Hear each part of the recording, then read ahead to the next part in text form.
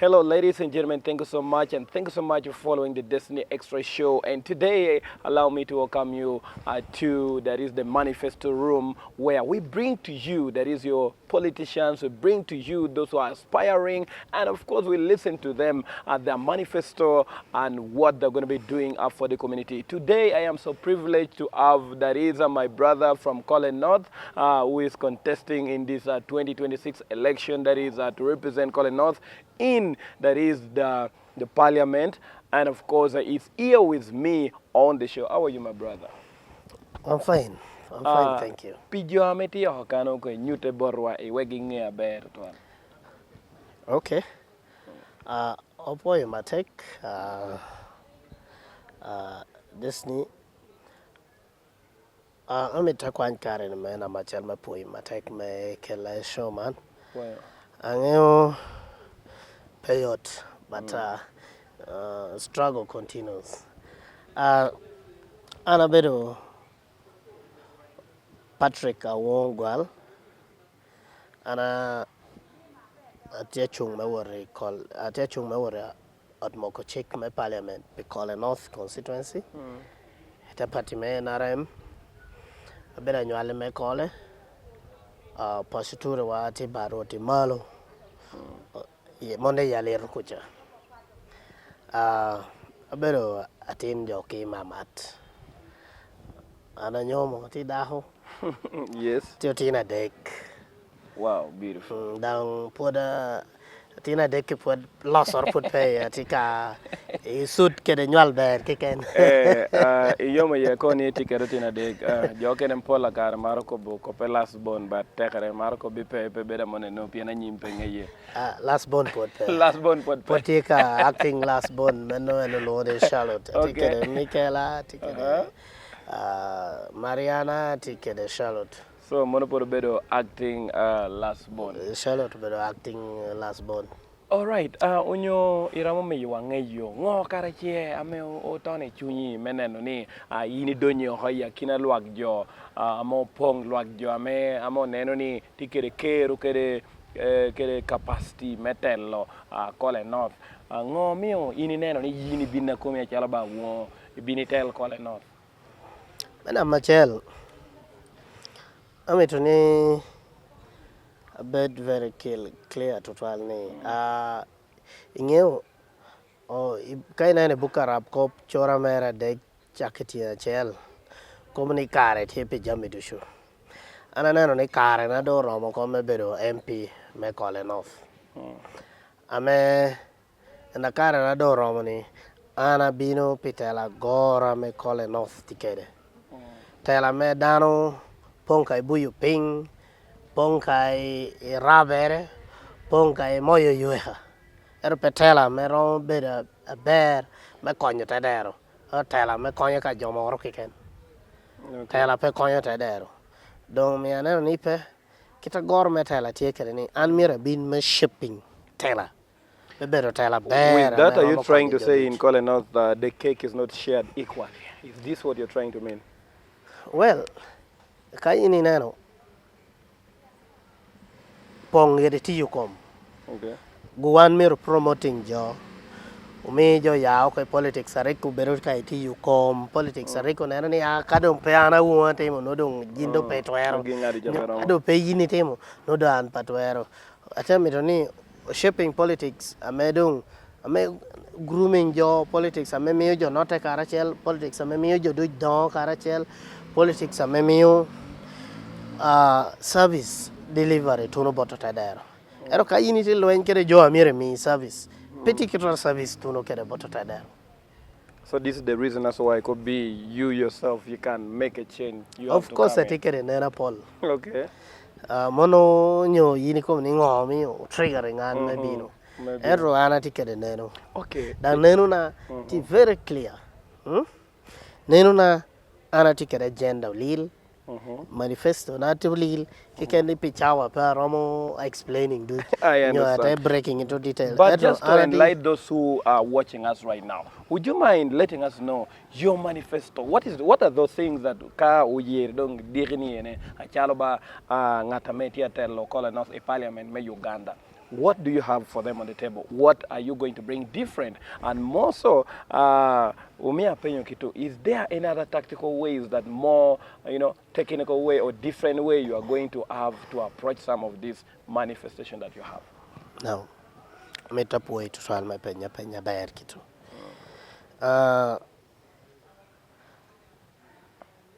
An manifesto na. Manifesto na to jere kom jamang men. Mena machel to jere kofi kompu. Mena mario to jere kofi kom kwan. Mena madek to jere kofi kom yot kom. Then mena mangwen era do bera magi kapira tek ber kofi kom tela bear. Okay. Kofi kom pool jo hana te chung. Nyai constituency nan kana te chung ye. Mona ma Ogwal town council kwero dot bohe kera bohe town council. Constituency nana take parishes Pieroa beach. How many sub counties? Tia beach town council ario kera sub county adek. Donc parishes ameti constituency nana du berapur. Kare ngata ti do hamere kon wori por ka ya do hi por te bino temongo To be te yabo gola me do hamere dog chatere. Now mi ako bukito an atemete ni kan do hatala ko gina matimo making sure ni ayilo rom me pur malo ni bay keto yore ber me gwoko korre chakko na hekwanyi por na hatuni chup. So kayo bukito amenguro ni in each and every parishes unyos at least a sub county for the beginning. Mene nuong stores tie me jo yubu jami ameka drying ni quality yeah. What you're trying to mean here is adding value to to our agricultural products. Yes, but no forming a major better by cooperative society. I in war kai war store the coin now and puhonati again a par killer roman. So tieni ogwako katuni kinga dung chuknyo tienyo kara dung will tie ekadung te bino will yini only well kilo nati a roman nyo drying udoga roman na well chen ni ngo. Amo charra bob in tons. Ininge ojo ameru jame oho meru in metric tons. Okay. Pe meru manen you were got a kilo near you're bringing me somewhere where I am now compelled to ask you about the question of the cooperative society. Why am I trying to ask you about that? Because the last time I was in a little I was at a little joint, and what I saw in a little joint kuja really gave me that pride, and I was asking myself, in your tractor kind of tractor like those Otokia tea cooperative motor you start asking yourself, you see, these people were organized, these people were this and that and that and that. That is one thing, Romeo, I want to ask you. Do you have any plan to revive the cooperative society and to bring it to what level? Now, as you? Now, chala tina chana mo down peho anango gina chana bedo. Jawai itader chati peho total. Dang joti chan. So the only way Miriam chano bedo reviving cooperative. Memi yo cooperative drogo tebera mengo te revive iyi chalo kuno. Memi yo mena mache level le pur won malo. Mena mario wenyo level le chani yora pola ni beo mi you jo forming groups. Pejo agikai forming groups mana medano worte registering sub county in your district. Monro meji ni wocho le government ka tax. Eru takin group or new better ping whether parties no at the sub county level, no village level, takuber ginamati registered. Get the Minister of Trade, mono department cooperative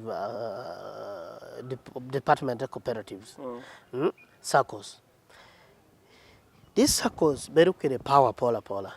They can go in the bank as a group, tap in your bank with a little, very little percent under government program maybe a microfinance support center.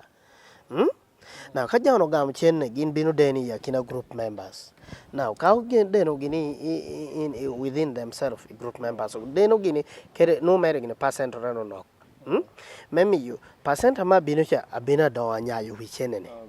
eka part of cheno ken gina cholo bang now ka nyao gini ya kina gi ken ngatora me porro mereta bure docha jameta bure docha isebo me wod doyo jamere ngatora me peho moro dio nyo liel por peho por ture nyo darmete da hatal can come and borrow from this circle group te wotimo te wotie ko peho mere te duogo timo this is your one ronye chan then ngatora me tikede business era me tutimo business romo bino kwayo kodi cheneni te wotimo te wot medu kede rome business ere ka me di rome business ere then no business te do community no te do as a group me cooperative circle members no group you know that te do so I achala tela abino time me take am supporting groups am te willing maybe registered may would registering group yes me bell in my own cause before I'm paying get a manifesto ni na Mario mere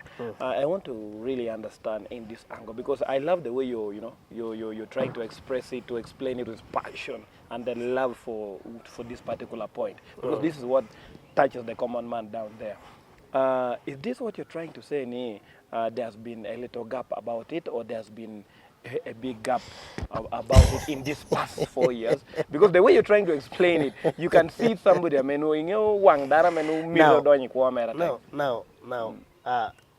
Nina me ana tia ko bini polotela pe binu yaro gini kanale pien ngeni empowering abol queer abere empowered en pete bero kare me wote mo di yu yedo ko ping nyomi ye chobo mere mere tinano so enemy ara ta bina tamni ayabu ata dero mi ata dero nge ko pateni mi ata dero nge the right things to do so that jo yaw ko kom chan me kana te loyi kom chan no te dongo jo we ngato pe binti kede advantage me chan na joti kede me taking me ye bino a leeway maybe in Italy.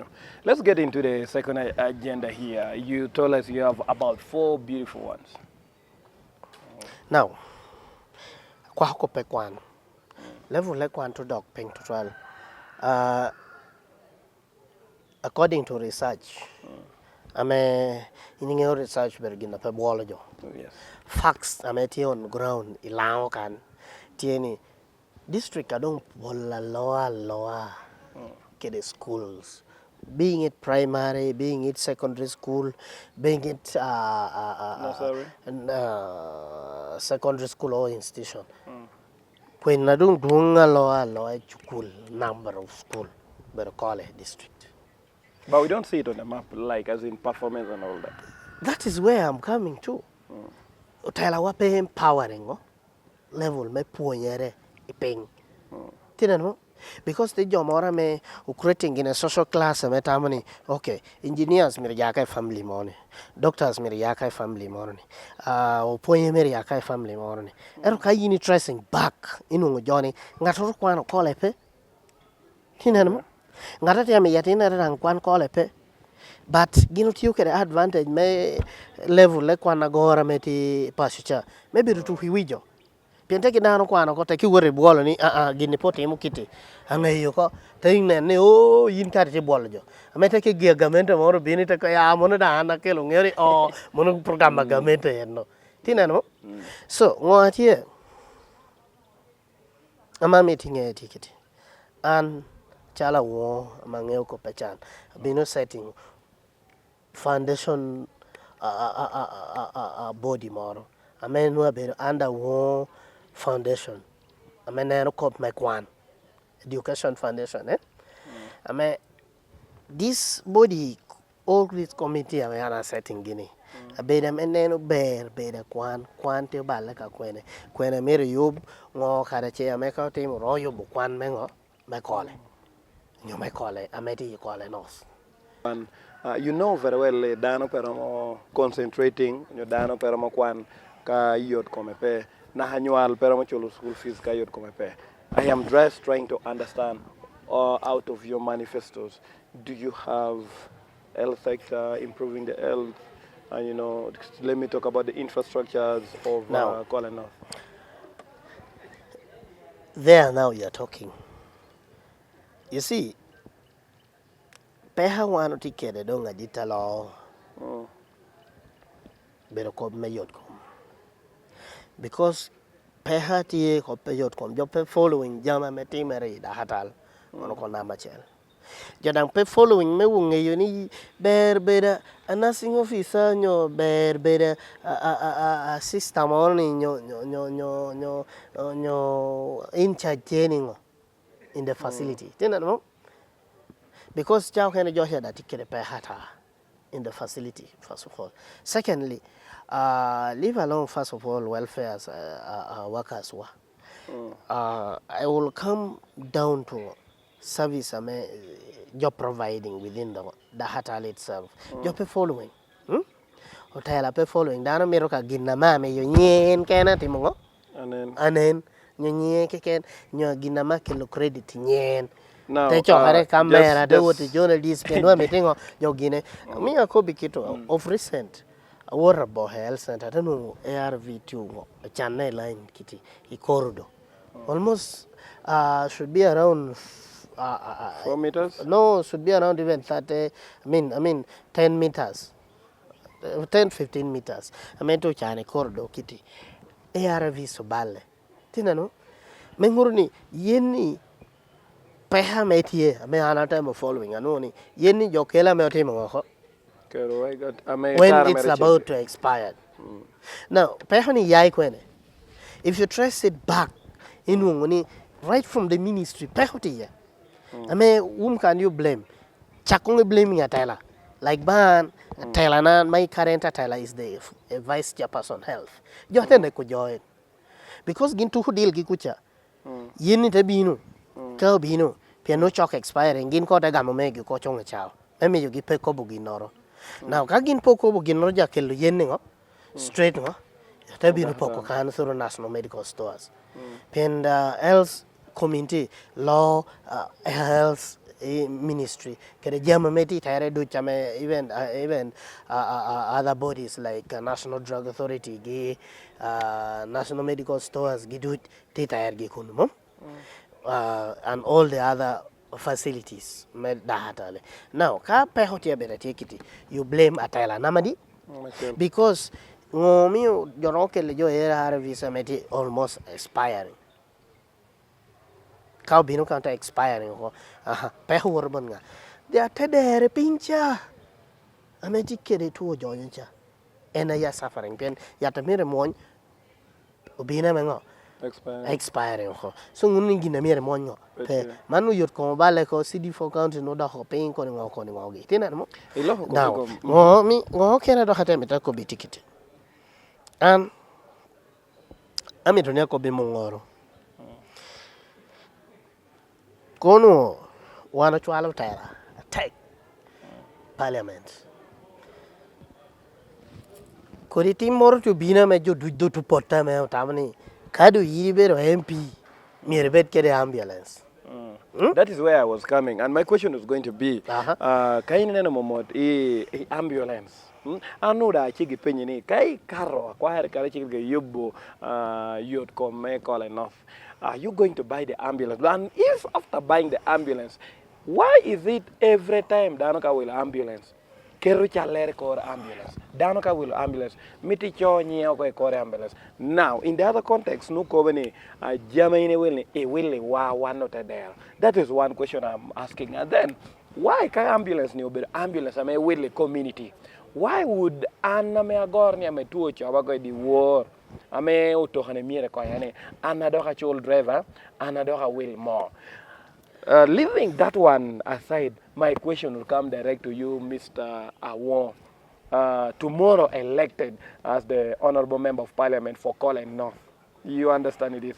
You are going to have an ambulance. Are we going to expect your photo on that van? That if we are going to expect that photo on that ambulance, would it really mean that you gave this ambulance with all your heart? Niko nyote there. PNA Bible morning gina me chi tu chelo meo chi tu chamo meo chi tu che miere penge. What do you have to say about this? Yini ko bonote buka Matayo very clearly.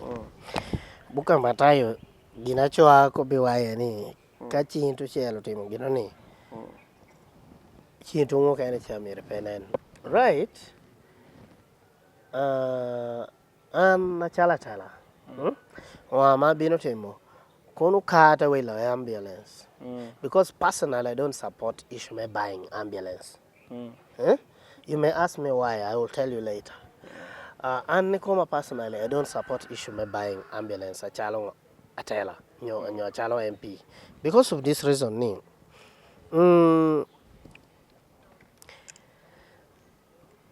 okay, first of all, going back to your question, will I put my portrait on the ambulance? I will not put, because car will not there. I will buy it and donate it to a tadero. Tell me you give me managing. Kita again no. Okay. Together. My purpose will only be in Morty and just serving job, interest job. Tinano and come ambulance ningo. Tia meti in a good working condition. Mono number chel. Number yo. Issue me ambulance I don't buy because of this reason. Yeah, me ko bini MP ya wano yero ni. Jo will ambulance do chume di jogi. Why? Ngomi ko no bergi ni jogi. Joni in lega ni dano mere toy constituency me ambulance gini ngo. Ter. Dang amita kop gini en. I want to stress it. Amita kop gini en very serious ni. MPs why lao kano lahar gino doh jogi. Penny lao ken. Jo ame wilo ambulance o lahar gino doh jogi. Because Johnny lega ni dano mere to tetero ke ambulance ere. Tinano dano mere ko mak tetero ke ambulance. Is there any benefit they get when yes, that's where I'm coming to. Because now like a poor compawa tabora kwa ni constituency na. Ya elira kan me wota liro nyu wota bohe nyu wota Ogwal dot den kana me dohro ka KOLE ni. Kai ni kwa nyatwe kunu jo charging ni lahadi lahachel ero kai Jacob ni lahachel ber memo ero lahachel kai ni tiyo chora mo lita chela ngwa kilometers from Boro to a para chel nyo para it depends ko to homene no ero ba man no achal coffee na Johnny wilo ni Johnny wilo to hame ko mana chel pechamo mo gina meri ngeno kadu ngaracha take ro chamo about 4 to 5 liters there. I mean 4 to 5 liters kayini keto yoto no chamo chena di chani mo to me a beach me bika 5 liters that's 25 mo di ame mo ni no covering what 25 kilometers to and fro tinano now inuni out of cheneni 25,000 nyo akwanyo na nyo tuta bicharo kiken because na even gin driver not on salary tinano so agoni I me chena more about driver da dog me well so me ngurni komla ha chelse dog kada he me driver more me well pier yo mo nyo pier bicho we spending almost 150 nyo 130 tinano now chena me dong I chena me gine cha jone tiu kere ka uteru wor kere ya account okay. Because ambulance do hogi business. MP so kene to cha wele no dano wela deg pena miti yiningeo kai keto capital. Kerri gina bengo ngeo mi adu mere yes. So mo no wela deg pena tamni kaya utero to about to a deg inde no 70 tani we ambulance chela mo no ite kere ngo almost over 200 ngo 10,000. Tinan mo now 210,000 kado worry trips around me chel kono no ite generally in a month. Yes. So why don't I tell him no? Na ngoana ko botieni. Pen lo kene. Mi ko ni an pa buying issue me buying idea. Kai ni worry lo bo don. Ma South Africa gi ba Botswana health system gi tia berata. Woro countries so kene. I mean I don't want to talk about anything Europe, UK, kwenegi. But in Africa, in the national setting there's supposed to be a national ambulance policy. I mean, ambulance better operating better by autonomy. Operating their system like autonomous body. I mean, again, national ambulance system better call center in each and every region. Among you, Lao sub region now call center just setting later. ambulance abedo standby kan amenu curfew ye government enda keto to kello ambulance ame enama serving lira enama serving tuhe enama serving leptong ena serving kole ena serving kwene ena serving kwania molata doholo kwene du noti in the system among any okay this line jamijo a serving molata meteka molata ko lokyo ya molata no ambulance sim ko worko nyombeno ke notice station kuna medo ugo ka chim ginte binu free at a free cost from passion pedok ti koporonia chene me mongo bedetie ni so one miro yero tela that's why anatia bed against ni tela wa ban ati kere tela men bedi in the health community but ka yero ngata me wiye tamo ka gero nyeke ken pe tamo gero luak gin pe pargo gidna me miere bingo the serving interest alwa tienen mo so miere jo passing chick take the budget national ambulance system ame ambulance bedo can reduce in every health center standby kura tuwa mengo ago ye chimnyo tuwa ma bina ma to referral tuwa ma bina menyo jo amere kwanyi chelu there's no transport they can just call I mean, no more. Constant. I mean, system is managed through a parallel system. I think that's bringing me to one question that I really want to ask before we get into your last manifesto. Put, for instance, a scenario whereby there's an urgent call in the community. When I say urgent call, you understand this: the bridge is broken, the road is too bad, and maybe this is the only road that the whole people of Alero community is benefiting from. For example, I will give my own personal example. I traveled to KOLE North, Anekapiri. Mono abeyo mekai be university no. Then I was using a bike, but it was hard for me. It was very, very hard for me to maneuver those bridges. You know it very well. Whereby Kornuchwe and the whole road was flooding, and you need to just get a little access. That is if you need to pass. Then I was wondering, those who are going to be driving, how are they going to pass? I'm putting a scenario whereby the government has no program. You understand? There's nothing, because I understand the government used the budget line, and maybe even the local government or something like that. I'm not so clear about that. But then now, as one not there, one wadu neno ngata one yero. Pola kara kirido niaye unyope oneno ba be solution ngo mepeki ameheria kona me enmere yab one. What will you do, assuming you are elected tomorrow morning as the Honorable Member of Parliament for KOLE North, and such a scenario get presented in your table? Pregnant women are there, they're supposed to go to delivery, but the road is as bad, you know. So what would you do as that?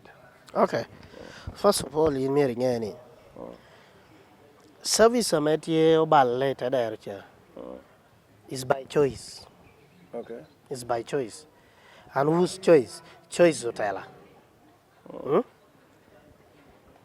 I want to bring to your attention, even as I talk now, district engineer,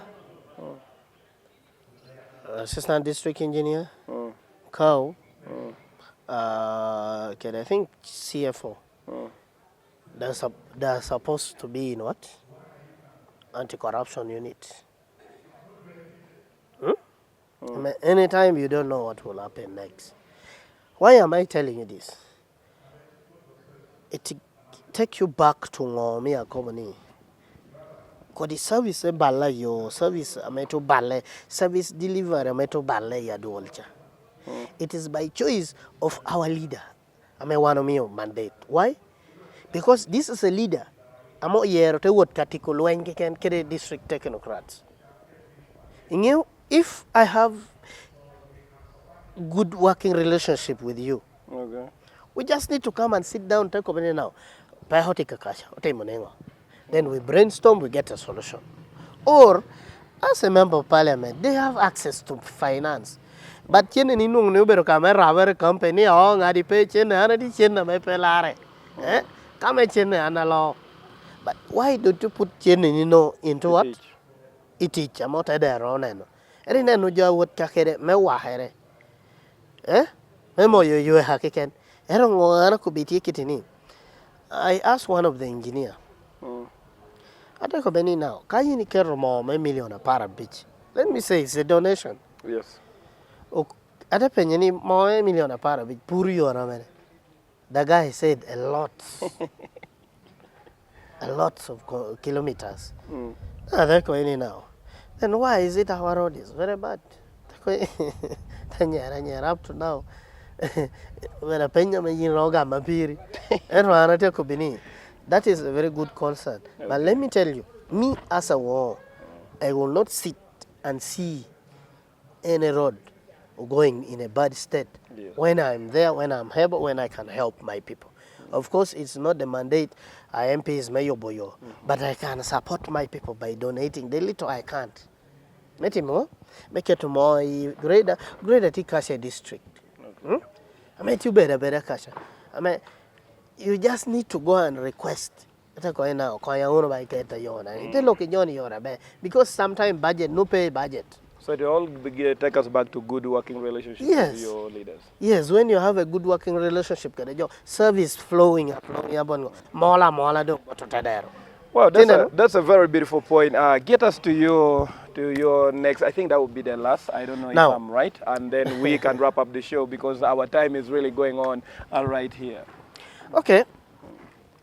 I want to say something. An na chala wo an ko bina chung primary. Kara chung jam pere water bear primary then ata jalo. Tako now this is not the end of the road. Yes. Eh? I withdraw. But let me tell you something. The Bible is full of wisdom. And it's indeed holy. Bible kobo ibuka Isaiah no ibuki chaya chora mere pira bishel no tieng pira owerio ni even the smallest will become great or will be the greatest when the time is right, and even the youngest family can become a clan. But at the right time, at its appointed time, I will fasten it. Now, it is my time, 2026, and everything will be so fast. Okay. Before you know, I am in parliament. And me, I will win according to the book of Zechariah 4 verse 6 says that this is the word to Zerubbabel. That's in my own term. This is what I'm saying, that I will win not by military might, not by any other power, but I will win by the power of the what? The Holy Spirit. In 2026, I am in parliament. I am in that parliament, in that house. Okay. To represent my people and to make a good law for my people. That can make my people have a good service, what? Delivery. Destiny TV. Ami tunia ko bini. An chungado ana bini yani. Ana bini me kar. Peda bini me tamatiana. Peda ha bini me yokuyo. Peda bini me je dog ping. Bini me word. Anda bini me word parliament. Dan kado tinga to rana te luori chungana te chungkere ni mendo kere jo ana te chungkere gidu ngarana te luori kadi. Ajelo. Amo bero an. Dan te luori ka an kiken. Pien anna ye word parliament. Anna ye te gufu romo. Anna ye baro yera ko ati akuro kango chao memoko. Obando yera ko anta kurka cha me moko kiken me wore od moko chik me pa. All right. Parade. Thank you so much, ladies and gentlemen. That has been a very beautiful conversation here with Mr. Honorable Awongo. Monodana chela mde chunga mebedo me wore od moko chik me Uganda Pitelo KOLE North constituency. Apo to alame subscribing and tuning right over here to the Manifesto room, and of course keep tuned because we're going to be having a lot of your candidates coming here so that you can listen what they have. Thank you so much. God bless you all.